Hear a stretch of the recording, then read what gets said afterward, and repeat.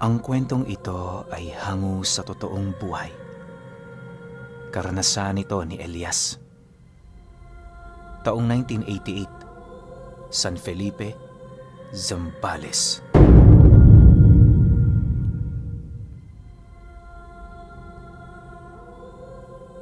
Itong mga panahong ito, nagkayayaan ang mga katrabaho nila Elias na tumungo ng San Felipe.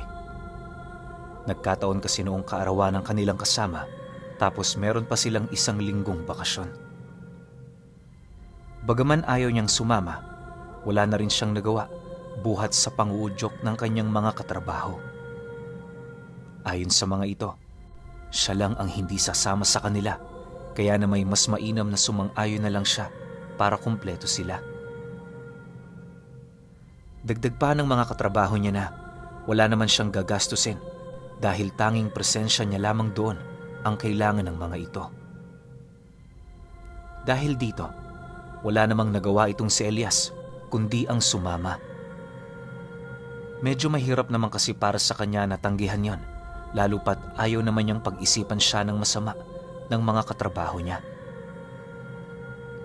Bago sila noon lumuwas ng Maynila, siniguro niya munang nakapagpaalam siya sa kanyang pamilya. Nang marinig naman ng kanyang mga magulang ang tungkol sa lakad nila, hindi naman yun tumutol, gawa ng alam naman ito na kasama niya ang mga kaibigan niya. Ang tanging paalala lang noon ng ama ni Elias sa kanya, mag-iingat sa lugar na yon at umuwi ng maaga. Matapos naman niyang marinig ang sinabi nito, dali-dali naman siyang tumungo sa kanyang silid para mag-empake ng kanyang mga gamit. Habang abala naman siya sa kanyang ginagawa, bigla namang lumapit ang kanyang ama sa kanya at kasabay nito ang pagwiwika nito sa kanya ng, Elias, kapag nandun na kayo sa San Felipe, huwag ka roong pumunta kung saan-saan. Naunawaan kong maganda ang lugar na yon, pero mapupusok doon ang mga tao. 3 buwan din akong nanirahan sa lugar na yan, kaya alam ko ang kalakaran dyan ng karamihan. dagdag pa nito na iwasan niya ring makipag-usap sa mga hindi nila kakilala sa kadahilan ng hindi nila alam kung ano ang maaari nitong maipasa sa kanila. Pagtatapat pa ng kanyang ama na sa lugar na yon, nagkalat ang mga manlalason. May iilan din doong mga aswang at mga bayarang mangkukulam. Nang marinig naman ni Elias ang sinabi nito, pinili naman niyang manatiling tahimik dahil ayaw niyang makipagsagutan sa kanyang ama sa araw ng pag-alis niya. Kinahapunan noong mismong araw na yon, sakto naman ang pagdaan ng sasakyan ng kanyang mga kaibigan sa kanilang tahanan. Makalipas lamang ang ilang minuto, kasalukuyan na nilang tinatahak ang daan patungong San Felipe. Halos inabot din sila ng ilang oras kakabaybay ng daan hanggang sa marating na nila ang mismong bayan. Sa pagkakatanda noon ni Elias, magmamadaling araw na noong narating nila ang tahanan ng katrabaho nila. Bukod kasi sa nakatira yon sa liblib na lugar, nagkandaligaw-ligaw din sila sa daan dahil sa dami ng pasikot-sikot patungo sa isang maliit na sityo na tinitirahan nito. Nang makababa na sila sa kanilang sasakyan, labis-labis naman ang paghingi ng tawad ng kanilang kaibigan dahil sa mga nangyari.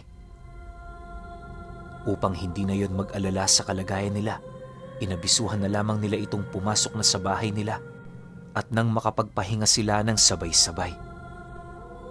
Nga pala, bale 7 sila noong bumisita sa bahay ng katrabaho nila. 3 silang lalaki tapos 4 namang babae. Yung 2 sa mga babaeng naroon, may mga asawa na, habang yung 2 naman, mga matandang dalaga. Silang 3 naman, magkakalapit na talaga magmula noong napasok sila sa kumpanyang kanilang pinagtatrabahuhan. Kampante naman silang sumama sa kanilang katrabaho noon dahil sa mabait naman ito at mapagkakatiwalaan. Sa pagsapit ng sumunod na araw, naging normal naman ang lahat. Habang nagkakape silang magkakatrabaho, doon nila nakilala ang mga magulang ng kaibigan nila. Unang tingin ni Elias sa mga ito, pansin na pansin naman niya ang pagiging masungiti ng ama nito. Yung nanay naman nito, parang hindi mahilig mamansin na parabang mainiti ng ulo. Bagaman hindi siya komportableng makakita ng ganoong tao sa tinutuluyan nila, hanggat abot ng kanyang hiya, pinilit niyang makisama. Sa isip-isip noon ni Elias, ilang araw lang ang kanilang bubunuin sa lugar, tapos makakauwi na rin sila. Matapos naman nilang makapag-almusal, agad naman silang niyaya ng kanilang kaibigan na maglakad sa sitio. Medyo malayo na rin sa kanila noon ang dagat, pero tanaw na tanaw naman nila ito.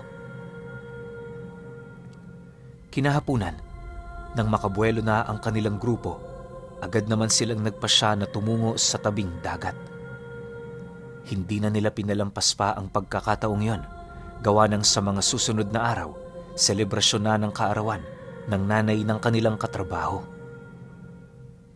Inaasahan naman nilang hindi na sila makakapaglibot sa lugar, kaya noon ding mismong araw na yon, sinulit na nila ang kanilang pananatili sa San Felipe. Sa pagdating nila sa bayan, bumungad sa kanila ang dami ng taong naroon. Ayon kay Elias, na habang binabagtas nila ang daan, pansin na pansin naman nila na napakauso roon ng saudan. May mga naglilibot ng isda, mga gulay, karne, at iba pang mga produkto na nanggaling sa iba't ibang bayan. Dagdag pa niya na buhay ang lugar na yon na parabang hindi nauubusan ng tao. Sa pagpapatuloy ng kanilang paglalakad, narating na nga nila ang isang parte ng dalampasigan kung saan merong pino at maputing buhangin. Marami rin doong naliligo, kaya ang ginawa nila, doon na rin sila pumuesto.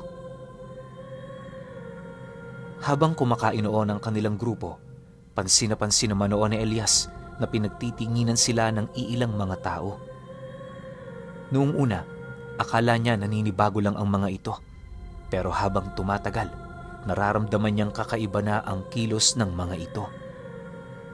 Sinubukan niya pa yung ibahagi sa kanyang mga kasama, ngunit abalang-abala ang mga ito sa kanilang mga pinag-uusapan. Makalipas pa ang ilang minuto, nang mapansin naman siya ng kanyang kaibigan na parabang hindi mapakali, dahan-dahan naman yung lumapit sa kanya habang pabulong na nagwiwika ng, "Oy Elias, ayos ka lang ba? Kanina pa kitang napapansing parang hindi mapakali." Nang marinig naman ni Elias ang sinabi nito, agad naman niya yung sinenyasan ukol sa iilang panauhing napapadaan sa dalampasigan. Pagbaling naman ng paningin ng kanyang kaibigan sa lugar na kanyang itinuro, agad naman yung tumayo, sabay senyas sa kanilang mga kasama na aalis na sila. Dahil sa siya lang naman ang nakakaalam sa lugar na yon, wala nang nagawa ang grupo nila kundi ang sumunod. Habang binabagtas nila ang daan pabalik sa sitio, panay naman ang kanilang pagtatanong ukol sa mga nangyari. Yung 5 kasi nila noong kasama, walang kaide-ideya kung bakit umalis sila roon nang hindi man lang nakakapagtampisaw sa tubig. Dagdag pa ng iilan sa mga ito, masyado naman atang biglaan ang kanilang pag-alis sa lugar na yon. Matapos naman itong marinig ng kanilang katrabaho, minabuti naman itong manatiling tahimik hanggat hindi pa sila nakakabalik sa mismong tahanan nito. Akala nila Elias, yon ang pinakamagandang magagawa nila. Pero bago sila noon makabalik, laking gulat na lamang nila nang biglang tumigil ang 3 nitong kasama sabay lahad sa kanila na mauna na silang umuwi. Ayon sa mga ito, umuwi na lamang sila pagkatapos nilang maligo dahil sa yun naman talaga ang kanilang ipinunta. Pagtatapat pa ng isa sa mga kasama nilang babae na alam naman nila ang daan papauwi, kaya wala silang dapat na ipag-alala. Nang marinig naman nila Elias ang sinabi ng mga ito, wala naman silang nagawa kundi ang sumang-ayon. Bago yun umalis sa kanilang kinaroroonan, ipinagtapat ng katrabaho nilang nagyaya sa kanila sa lugar na yon na kapag merong nangyari sa kanila, hindi niya na yun kasalanan. Sinubukan naman niyang ilayo sa panganib ang kanilang grupo pero masyadong matitigas ang ulo ng mga ito. Sa pagdating nila Elias sa bahay ng mga magulang nito, doon inilahad sa kanya ng kaibigan niya kung ano ang kanilang mga nakita sa lugar na yon. Ayon dito, na ang panauhing kanilang nasilayang nakatingin sa kanila ay mga nagbabalat kayong mga aswang. Kadalasan, hindi yun gaanong nagpapakita tuwing umaga, pero sa oras na nakatunog yon na may dayo sa kanilang lugar, naghahanap yon ng paraan para makatiktik. Dagdag pa nito na, isa yon sa mga problema nila sa kanilang baryo na halos ilang dekada na nilang hinahanapan ng solusyon. Matapos naman itong mailahad ang mga istoryang yon, seryoso naman yung tumitig sa mga mata ni Elias habang nagwiwika yun ng, "Naniniwala ka naman siguro sa mga aswang. Hindi ba, Elias? Pagpasensyahan mo na kung sa'yo ko lang sasabihin ito. Yung mga kasama kasi natin, parang mga bata. Ang kanilang pinaniniwalaan lang ay yung mga bagay na kanilang nakikita. Di ko naman talaga sila gustong isama rito eh. Sila lang yung nagpumilit. Tingnan mo, pati tuloy ikaw nadamay. Pero alam mo Elias, hanga ako sa'yo dahil natunugan mo ang mga nilalang na yon kanina." Nang marinig naman ni Elias ang sinabi nito, lahat ng kanyang mga balahibo sa katawan ay bigla na lamang nagsitayuan buhat sa matinding takot na kanyang naramdaman. Sa puntong yon, doon pumasok sa kanyang isip yung paalala ng kanyang ama bago siya umalis sa bahay nila. Pagkaraan pa ng ilang minuto nilang pag-uusap, napag-alaman din niya na ang mga magulang nito ay pawang manlalason. Pero sa kabila ng ganoong abilidad ng mga magulang nito, mariin itong inilahad sa kanya na wala silang dapat na ipagkabahala. Bago pa man kasi nila marating ang lugar, inabisuhan na nito ang mga magulang niya ukol sa bisitang kanyang kasama. Hindi naman tumutol ang ama nito, gawa ng kahit papaano, hangad din sila nitong makilala. Maya-maya pa, matapos namang marinig ni Elias ang tungkol sa bagay na yon, nababahala naman siyang sumagot sa kanyang kaibigan ng, kung ganito lang naman, mas maganda sigurong umuwi na kami bukas. Kasi kung sa akin lang, hindi ko nahihintaing may mangyari pang masama eh." Sa pagpapatuloy naman ng kanilang pag-uusap, doon niya napag-alaman kung bakit hindi sila maaaring umuwi sa mga susunod na araw. Ayon kasi sa kaibigan niya, sagrado ang kaarawan ng mga magulang niya. Kung sinong nangakong dadalo sa kasiyahang yon, kailangang dumalo. Dagdag pa nito na, kung magpupumilit silang umuwi, paniguradong babalik din sila ng San Felipe para humingi ng lunas sa lasong kanilang tatanganing pauwi. Dagdag pa nito na, wala naman talagang mangyayaring masama sa kanila sa lugar na yon kung susundin lamang nila ang bawat payo nito. Mahirap man pero alang-alang sa kanilang kaligtasan, yon ay kinakailangan.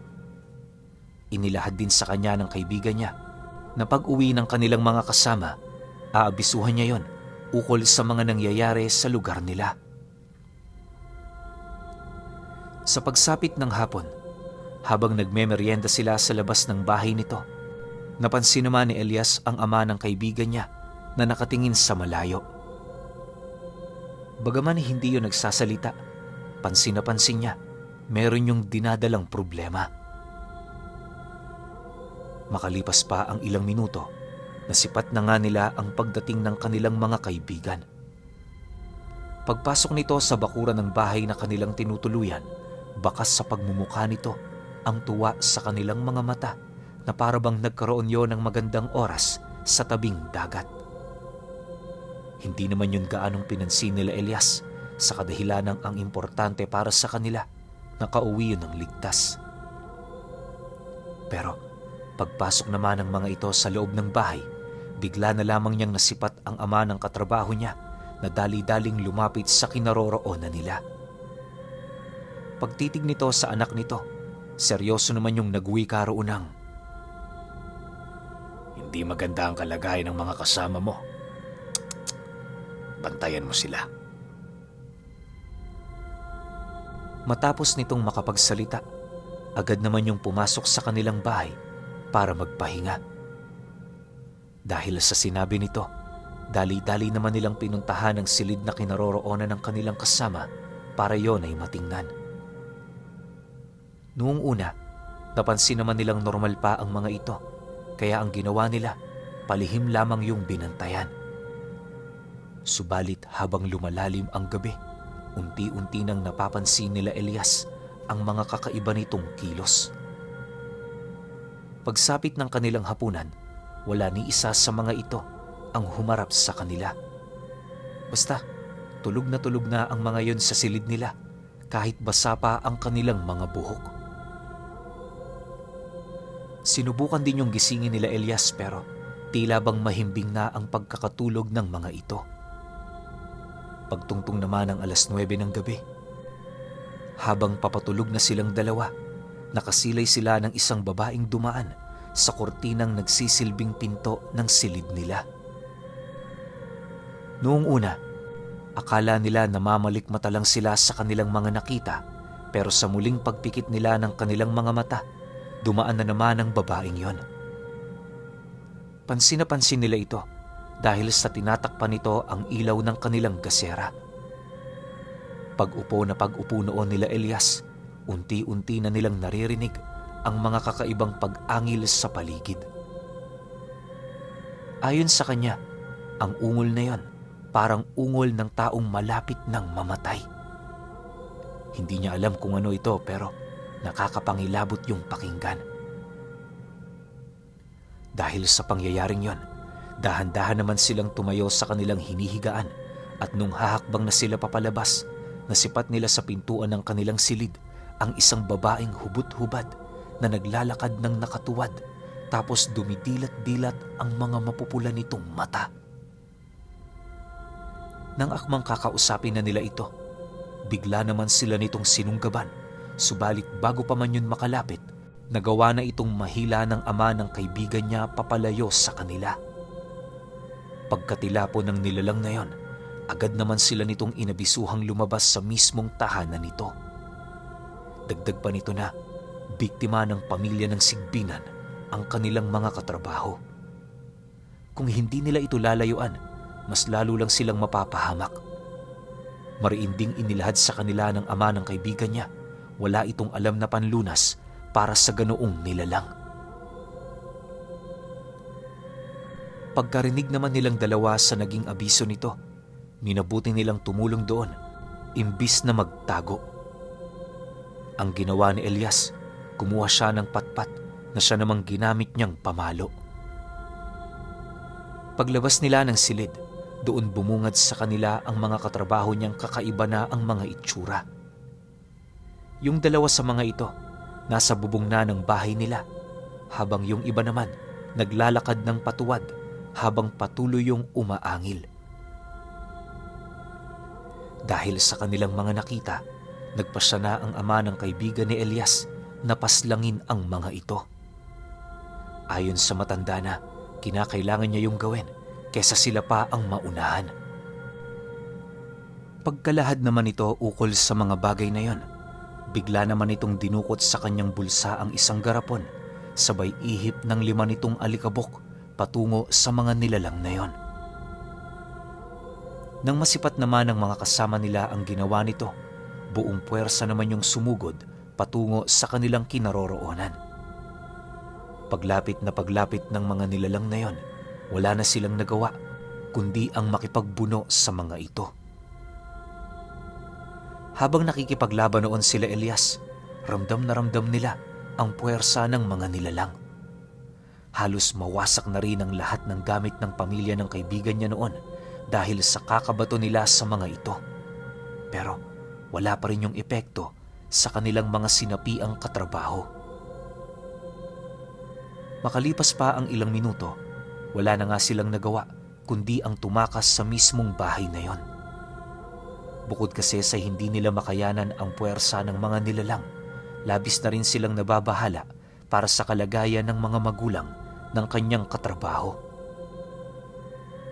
Sa kanilang paglilibot sa sityo, meron naman sa kanila noong iilang taong nagmagandang loob. Dahil sa tulong ng mga ito, kung kaya't nagawa nilang maitaboy papalayo ang mga sinapiang kasama nila Elias. Sa pagbalik ng katahimikan sa paligid, doon nila napag-alaman, mananatiling ganon ang kanilang mga kaibigan sa loob ng 1 buwan. Ayon sa ama ng katrabaho niya, na bagaman nalapatan niya yon ng lason sa katawan, hindi yun sapat para mamatay yon ng agaran. Dagdag pa nito na mahinang lason lamang ang ibinigay niya sa mga ito upang masigurong hindi yun mamamatay sa oras na makaalis na sila ng San Felipe. Ayon pa sa matanda na, aabutin pa ng ilang buwan bago tuluyang umepekto ang lason na kanyang ibinigay dito. Mariin din itong ipinagtapat sa kanila, hindi basta-bastang malulunasan ang karamdaman ng kanilang mga kasama. Bukod kasi sa marami na siyang nakitang naging ganon, aminado rin ng matanda na wala pa siyang nasaksihang isang taong naging sigbin na bumalik sa dati nitong kalagayan. Kalimitan sa mga taong gumagaling buhat sa ganoong uri ng karamdaman, nasisiraan ng bait at ang iilan, pilit kinikitil ang sarili nilang mga buhay. Mas mabuting ang umuwi na kayo bukas. Huwag na kayong magtagal pa rito. Ayaw naming magkaroon ng mas matinding gulo. Huwag kayong mag-alala. Sa oras na lumitaw ang araw, magiging normal sila. Walang kapangyarihan ang mga ganoong yanggaw na manatiling gising sa ilalim ng sikat ng araw. Matapos naman itong makapag-uwi ka, inilahad naman ito sa kanila. Nakilala nito ang pamilyang may gawa ng ganoong bagay sa kanilang mga katrabaho. Ayon dito na, matagal na silang may alitan ng pamilyang yon, kaya na may lahat ng kanilang mga nagiging bisita, sinasadya nitong pasahan ng kanilang mga bertud. Dagdag pa ng matanda na, hindi pangkaraniwang yanggaw ang tinatangan ng mga ito dahil merong pagpasa na nangyari. Isa yun sa mga abilidad ng mga aswang na merong dugo ng sigbinan para mas lumawak pa ang kanilang mga nasasakupan. Dagdag pa nito na kung may ibang dapat sisihin sa mga pangyayaring yon, walang iba kundi ang anak niya. Bukod kasi sa naging pabaya ito, wala rin yung pakialam sa kanyang mga bisita. Alam naman itong may mga ganoong kaganapan sa lugar nila, pero nanatili itong kampante sa lahat ng babala nila ng kanyang asawa. Nang marinig naman yon nila Elias, wala naman silang nagawa kundi ang mag-alala. Hindi na nila ninais pang magsisihan. Gawa ng kahit anong gawin nila, hindi na nila maibabalik ang buhay ng kanilang mga katrabaho. Kinabukasan pagsapit ng 7:00 ng umaga, umuwi ang 5, takang-taka kung ano ang nangyari sa kanila. Pagpasok naman ito sa bahay ng katrabaho nila, panay naman ang ginawa nitong pagtatanong, subalit hindi na nila yon pinansin pa. Ang ginawa noon nila Elias, iabot ang mga gamit nito, sabay abiso roon na uuwi sila sa araw na yon. Dahil sa seryoso nila noong pagmumuka, wala namang nagawa ang kanilang katrabaho kundi ang sumunod. Sa maniwala kayo o hindi, 2 araw lang noon ang lumipas, hindi na pumasok ang 5 yon. Pagbisita nila sa bahay ng mga ito, wala na sila roong natagpuan. Ayon sa mga pamilya nito, umuuwi lang yon tuwing umaga, tapos pabigla-biglang nawawala tuwing sumasapit ang gabi. Nang mapag-alaman naman nila Elias ang tungkol doon, minabuti naman nilang wag nang makialam. Sa isip-isip nila, labas na sila sa pangyayaring yon. Alam nyo, pinuno, kahit ilang taon pa man ang lumipas matapos ang insidenteng yon, nanatili pa ring malabo para kay Elias ang mga bagay-bagay. Aminado naman siya, mangmang siya pagdating sa lihim na karunungan, Pero yung mga bagay na kanyang nakita, sapat na para maniwala siya na totoo ang mga aswang na pamilya ng Sigbinan. At sa kauna-unahang pagkakataon, doon lamang dinalaman ni Elias na meron pala talagang nagaganap sa iba't ibang panig ng Pilipinas na tinatawag nilang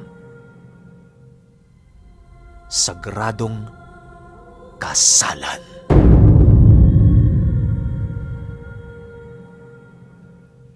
Okay, opinyon ko sa kwento. Sagradong kasalan. Siguro nangyayari lang yan sa mga malalaking angkan na merong gustong patunayan. Tulad ng kaibigan ni Elias na angkan sila ng mga manlalason. Diba? Tapos meron silang patakaran sa kanilang angkan na kung sino yung nagsabing pupunta, dapat pumunta ka. Kasi kung hindi ka pumunta, siguro pwedeng padalhan ka ng lason. Tapos kung pumunta ka naman tapos sa atras ka, pwede ka nilang lasunin. Sinabi kasi yun ng kaibigan niya. Pero siguro, kinonsider ng pamilya ng kaibigan nito ni Elias yung nangyari sa kanilang sitwasyon. Kasi nga, nabiktima ng Sigbinan yung mga kaibigan niya. Pero, hindi rin tayo sigurado kung yun nga talaga yung pumatay, yung pamilya ng Sigbinan. Pwedeng pinalabas lang ng tatay ng kaibigan ni Elias na yun yung pumatay, pero hindi. Sila pa rin. Kasi nga, meron silang patakaran na pag dumalo ka, kailangan tapusin mo yung kasal. Kaya nga tinawag na sagradong kasal Diba? Pero hindi ko alam kung talaga na-apply ito Ano ko lang yan, opinion ko lang yan sa buong kwento na to. Pero overall, sobrang nakakatakot yung experience nilang magkakaibigan. Tsaka kasi ang kukulit Diba lagi ko naman sinasabi na kapag tayo ka sa ibang lugar, respetuhin mo yung kultura. Makinig ka kung sino yung nag-imbita sa'yo. Siguro, mali rin ng kaibigan ni Elias kasi hindi niya winarningan yung mga kasama niya na alam naman niyang maraming aswang o manlalason sa lugar nila pero hindi niya inabisuhan. Or inabisuhan niya pero hindi nakinig yung mga yon. Yun lang yung mga nakikita kong anggulo kung bakit nagkaroon tayo ng ganitong klase ng kwento. Pero syempre, kayo pa rin. Kung may opinion kayo sa kwentong ito, comment nyo lang sa baba. Yun lang. Hanggang sa susunod na kwento. Salamat.